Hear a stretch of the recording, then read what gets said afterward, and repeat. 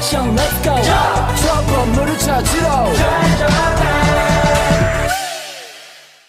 Assalamualaikum warahmatullahi wabarakatuh. Perkenalkan, kami dari kelompok 3 Hukum Internasional kelas S. Sebelumnya, perkenalkan anggota kelompok kami. Saya Yanti Permatasari dengan NIM 13122000330. Saya Rema Sefri Faturasi, NIM 13122000288. Saya Rifki Hasan dengan NIM 13122000265.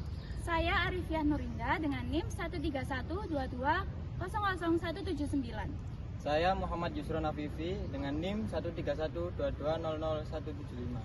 Saya Trisima Sandi, NIM 13121000058. Kronologi kasus tentang Rohingya di Indonesia. Konflik agama di Myanmar antara Islam dan Buddha dikenal dengan konflik etnis Rohingya dan Rakhine. Meskipun konflik ini terjadi di internal Myanmar, namun konflik tersebut membawa dampak besar bagi dunia internasional, terutama negara-negara yang berdekatan dengan Myanmar seperti Indonesia, Malaysia, dan Bangladesh.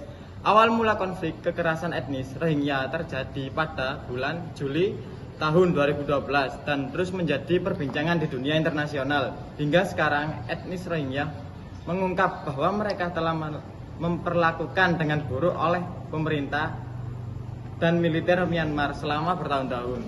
Sementara pemerintah Myanmar menyatakan bahwa orang-orang Rohingya adalah imigran gelap dari Bangladesh yang tidak memiliki tempat di Myanmar. Lebih lanjut, pemerintah Myanmar yang mana menyatakan dengan tegas tidak mengakui etnis Rohingya sebagai warga Myanmar. Hal tersebut ditunjuk pemerintah Myanmar dengan cara etnis Rohingya tidak bisa mendapatkan perawatan medis, sekolah, dan layanan dasar yang sama.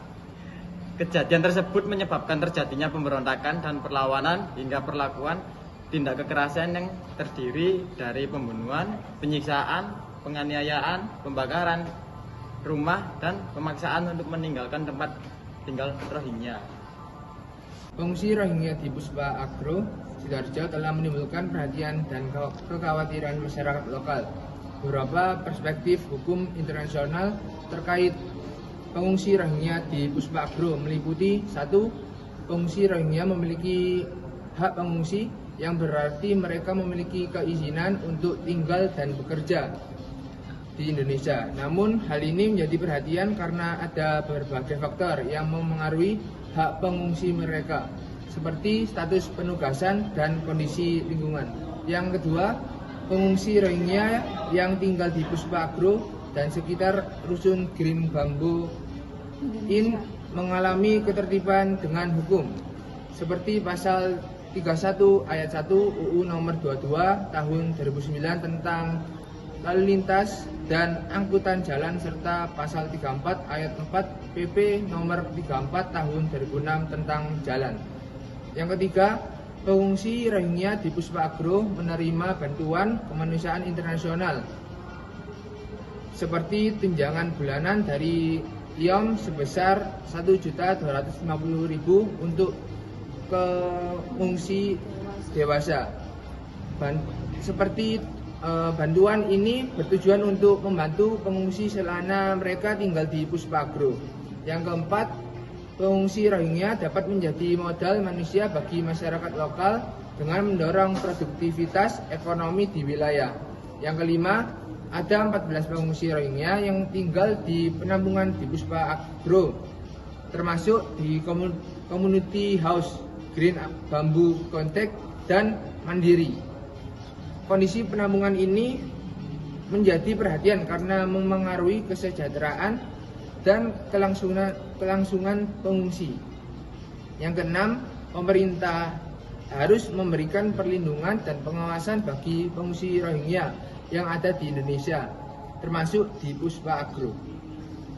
Dan di sini saya dengan narasumber kita, yaitu dengan Kak Muhammad Hendi Setiawan. Ya Kak Hendi, di sini saya ingin bertanya bagaimana pendapat Kakak tentang datangnya penduduk Rohingya ke Indonesia. Oh ya, menurut saya sih untuk sekarang penanganan krisis Rohingya menjadi salah satu isu kemanusiaan yang mendesak dan rumit yang mengharuskan respon global yang seimbang dan berkelanjutan. Tetapi untuk di Indonesia sendiri, menurut saya kedatangan penduduk Rohingya ini cukup merugikan karena akan menimbulkan kebenturan dan kesenjangan masyarakat dan terjadi implikasi sosial dan politis yang bakal berdampak ke sektor keamanan, yang dimana itu sisi lain pemerintah Indonesia juga sedang berjuang mengurangi kemiskinan dan pengangguran yang pada saat ini menjadi krisis yang berada di Indonesia. Baik, adakah saran untuk pemerintah Indonesia dalam mengatasi hal ini? Saran saya pemerintah harus segera memulangkan atau mencarikan negara lain yang mau menerima warga Rohingya. Karena menurut saya negara Indonesia sendiri belum siap menerima pengungsi dan menjamin hak-hak para pengungsi. Nah, sekarang kita masuk ke dalam pengungsi ya. Nah, apa itu pengungsi? Pengungsi adalah orang yang terpaksa memutuskan hubungan dengan negara asalnya karena rasa takut yang berdasar serta mengalami penindasan. Atau dengan kata lain, dapat diartikan sebagai individu, sekelompok individu yang mencari bantuan berupa perlindungan dari negara. Di dalam hukum internasional, definisi pengungsi diatur dalam Konvensi 1951 dan Protokol 1967.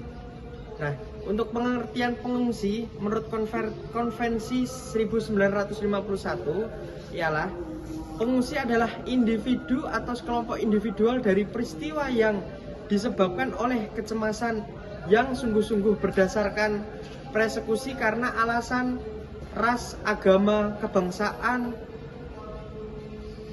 keanggotaan pada kelompok sosial tertentu, atau opini politik yang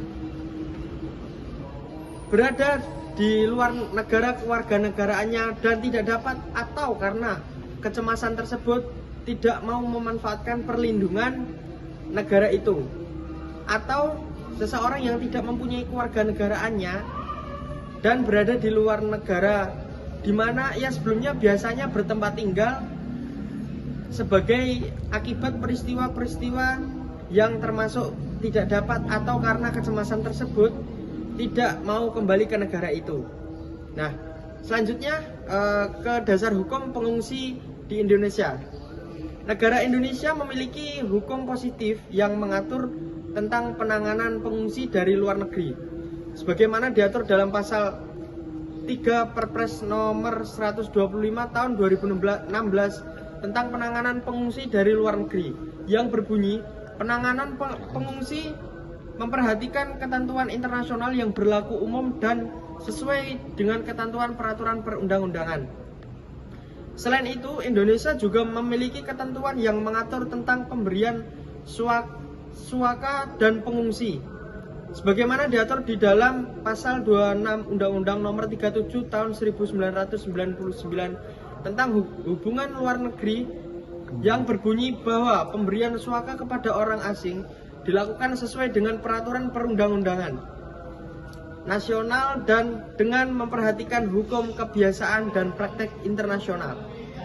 Meskipun negara Indonesia memiliki hukum positif terkait pengungsi, namun pada kenyataannya Indonesia belum menjadi negara pihak Konvensi 951 dan Protokol 1967 sebagaimana yang disampaikan oleh UNHCR. Secara yuridis, terdapat beberapa pasal yang tercantum di dalam Konvensi 1951 yang dinilai sulit untuk dilaksanakan di negara Indonesia. Misalnya sebagai contoh, yaitu pasal 17 Konvensi 1951 menuntut negara untuk memberi pekerjaan bagi para pengungsi. Artinya, Indonesia ialah negara berkembang yang mana masih banyak memiliki angka pengangguran yang cukup tinggi. Selanjutnya pada pasal 21 Konvensi 1951 terdapat ketentuan yang memberikan rumah bagi para pengungsi. Artinya, seperti yang banyak diketahui, di Indonesia masih terdapat banyak sekali angka kemiskinan yang perlu untuk diperbaiki dan dibenahi oleh angka oleh pemerintah. Selain itu, terdapat daerah-daerah yang juga membutuhkan infrastruktur yang layak dari pemerintah pusat. Apabila pasal tersebut dilaksanakan oleh pemerintah Indonesia, tentunya akan berpotensi menimbulkan kesenjangan bagi masyarakat Indonesia, sebagaimana yang diatur dalam pasal 22 dan pasal 24 Konvensi 1951. Maka dapat disimpulkan alasan-alasan yang dikemukakan oleh pemerintah Indonesia terkait belum dilakukannya ratifikasi Konvensi 1951 dan Protokol 1967 dikarenakan adanya kepentingan nasional yang sulit tercapai apabila pemerintah Indonesia melakukan ratifikasi atau meratifikasi Konvensi 1951 dan Protokol 1967. Yang kedua, pada dasarnya di dalam hukum internasional menjunjung tinggi prinsip non-intervensi atau non-intervention dan kesepakatan negara konsen, yang mana suatu negara tidak diperbolehkan untuk mengintervensi hal yang pada pokoknya termasuk dalam urusan atau permasalahan dalam negara lain, yang dapat diartikan bahwa setiap negara diberikan kebebasan untuk menentukan sendiri urusan atau permasalahan tersebut secara bebas tanpa campur tangan dan dari pihak manapun di atas prinsip kedaulatan urusan atau permasalahan tersebut, misalnya menyangkut terkait penentuan sistem politik, ekonomi, sosial, sistem budaya, dan sistem kebijakan luar negeri suatu negara. Yang ketiga, yaitu di dalam hukum internasional tidak ada badan supranasional yang memiliki otoritas membuat dan memaksakan suatu aturan internasional. Dengan kata lain, tidak ada negara yang berhak atau memaksa Indonesia untuk meratifikasi Konvensi 1951 dan Protokol 1967. Meskipun senyatanya semua negara termasuk yang belum meratifikasi Konvensi 1951 dan Konvensi 1967 wajib menjunjung tinggi standar perlindungan pengungsi yang telah menjadi bagian dari hukum internasional umum. Karena konvensi tersebut sudah ada dan menjadi jus cogens atau norma hukum internasional umum yang diterima dan diakui oleh masyarakat internasional secara keseluruhan, dan tidak seorang pengungsi dapat dikembalikan di wilayah di mana hidup atau kebebasannya terancam. Menurut pendapat kelompok kami, Indonesia sebagai negara yang sering menjadi tempat tujuan bagi para pengungsi, tentunya memerlukan suatu instrumen hukum yang dapat menjadi acuan serta rujukan dalam menangani permasalahan pengungsi yang muncul secara optimal. Meskipun pada dasarnya hukum nasional di negara Indonesia terdapat Peraturan Presiden Nomor 125 Tahun 2016 tentang penanganan pengungsi dari luar negeri. Namun faktanya, di dalam peraturan presiden tersebut tidak dapat mengakomodir dalam penyelesaian permasalahan pengungsi yang ada di negara Indonesia. Oleh karena itu, di dalam peraturan presiden nomor 125 tahun 2016 tentang penanganan pengungsi dari luar negeri tersebut hanya mengatur mengenai penanganan pengungsi, namun dalam penetapannya masih dalam kewenangan UNHCR. Agar dapat menentukan sendiri status bagi pengungsi, pemerintah Indonesia diwajibkan atau diharuskan untuk meratifikasi Konvensi 1951 dan Protokol 1967 tentang pengungsi internasional, agar dapat menentukan sendiri status bagi pengungsi. Selain itu, dengan meratifikasi kedua konvensi tersebut, maka Indonesia akan mempunyai opsi alternatif untuk menangani permasalahan pengungsian. Pilihan tersebut dapat dibutuhkan apabila nantinya terdapat status pengungsi yang ditolak. Indonesia dapat bekerja sama dengan negara lain yang telah meratifikasi kedua konvensi tersebut dan membuat kesepakatan ataupun kebijakan mengenai penetapan pada negara ketiga bagi para pengungsi. Apabila telah meratifikasi Konvensi 1951 dan Protokol 1967, maka hak menetapkan pengungsi dan suaka akan beralih kepada pemerintah tanpa bergantung pada UNHCR. Sekaligus dapat menghindari atau mencegah para pembonceng kepentingan yang memiliki motif kejahatan seperti perdagangan manusia internasional, narkotika, kejahatan perang ataupun kejahatan yang lainnya. Dengan meratifikasi Konvensi 1951 dan Protokol 1967 dapat menjadi solusi atas penanganan pengungsi yang masuk ke dalam wilayah Indonesia, karena di dalam Konvensi 1951 terdapat standar perlakuan yang diberlakukan bagi para pengungsi seperti perlakuan nasional, artinya berkaitan dengan ketentuan-ketentuan mengenai perlakuan yang sama antara pengungsi dan penduduk asli warga negara Indonesia. Yang kedua, absolute minimum level, artinya berkaitan dengan standar perlakuan minimum terhadap pengungsi atau bisa dikatakan hak dasar yang harus dimiliki dan kewajiban yang harus dipatuhi oleh pengungsi. Yang ketiga berkaitan dengan perlakuan yang sama terhadap kepentingan-kepentingan para pengungsi. Jadi tidak ada yang dibedakan antara pengungsi dengan warga negara asli Indonesia. Sekian pendapat dari kelompok kami, semoga bermanfaat.